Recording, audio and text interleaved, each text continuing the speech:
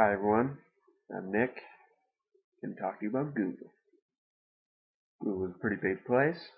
Millions upon millions of sites accessible with just a few keystrokes. Most people, they don't see millions and millions of sites. They'll click, the first 3 sites. Maybe they'll have to scroll a little bit because the first 3 are advertisements. So, scroll down, get to the good stuff. They don't really try and think of what their search is going to be like. They just type in words, pick the first one, go with that. They don't think about refining any things or, eliminating keywords or anything like that. That's a problem. Google's created an environment that promotes mediocrity, compromise.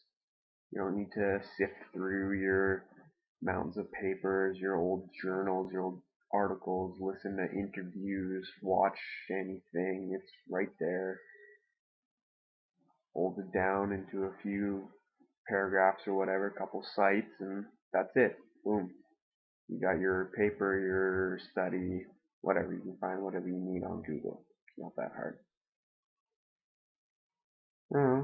We trust Google. We assume that everything that Google puts out is going to be really, you know, obviously the things on the first 3 pages are going to be the good things. Most people have looked at those 3 things, those top 6 sites, so they must be good. They must be trusted. That's not quite the way it works. People go on the internet and tell lies. It happens. If I read something online, if it seems legit, who am I to argue with it? I don't have any extra letters behind my name. I'm just another guy, so why wouldn't I go along with it? It's faster and easier to agree that what you read on the internet is right. So it's easy, and you don't have to work too hard to find what you need.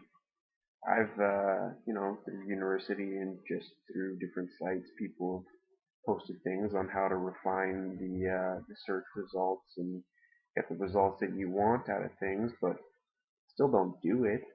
I don't see the point in doing it. There's a lack of personality that comes with Google. I can't type into Google interview with my grandfather on what it was like living in England in World War II. That's not something I can get from Google. It's something that I can get from my grandfather.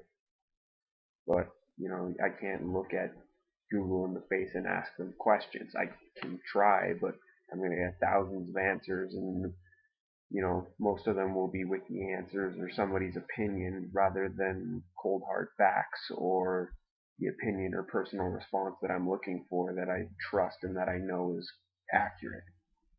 There's a lot of things that can be found in old newspapers, especially if you're dealing with something like history or even social studies. You would find a lot of that through old newspapers, old interviews, old documentaries, those kinds of things. That's where you get your good information. That's where you can find a lot of stuff. I mean, your cold hard facts in science you might be able to find near the top and those kinds of things because they are so, they're factually based and they are reviewed over and over and over again, and people are going to tear it apart if you're not accurate. Google's great. Don't get me wrong. Google is a fantastic resource. I use it multiple times every day, and it's even better than a lot of people know. You take the time, look up how to refine your searches on Google. Someday you might thank me for it.